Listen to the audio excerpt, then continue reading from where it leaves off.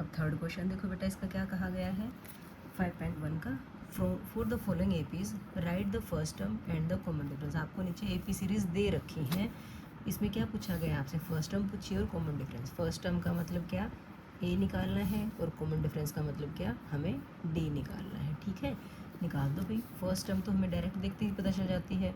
ठीक है, लिख सकते हो फर्स्ट टर्म, या क्या कह दो, ए कह दो, जो कि कितनी है बताओ, 3 है। ठीक है, अब कॉमन डिफरेंस की बात है। कॉमन डिफरेंस जिसको हम क्या बोलते हैं, डी बोलते हैं, वो कैसे निकलता है, second term minus first term, third term minus second term, या fourth term minus third term, जैसे भी निकालो आप। हम तो second term minus first term कर देंगे, 1 माइनस 3 कितना आया, माइनस का 2। ठीक है, तो क्या कहोगे, ए आपका 3 है और डी जो है आपका माइनस का 2 है। ये हमारा आंसर आ गया बच्चों।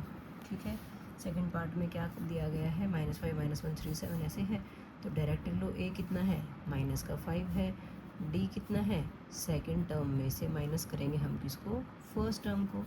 ये क्या हो जाएगा, माइनस माइनस प्लस, -1 + 5 बताओ कितना आएगा, 4 आएगा। तो आप लिख दोगे ए आपका कितना आया, माइनस का 5, और डी आया आपका प्लस का 4। यही आपका आंसर आ गया बच्चों।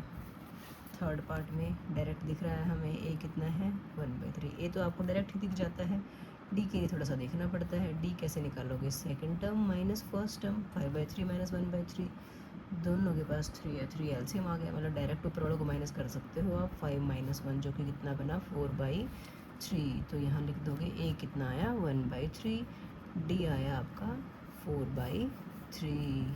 यही हमारा आंसर आ गया। नेक्स्ट पार्ट में देखो, ए कितना है, 0.6 है। डी कैसे निकालोगे, 1.7 में से 0.6 माइनस कर लोगे माइनस, तो ये आ गया 1.1। तो ए हमारा आ गया 0.6 और डी हमारा आ गया बेटा 1.1। ठीक है बच्चों, क्लियर है ना। तो इसके साथ हमारा थर्ड क्वेश्चन कंप्लीट हो जाता है बेटा।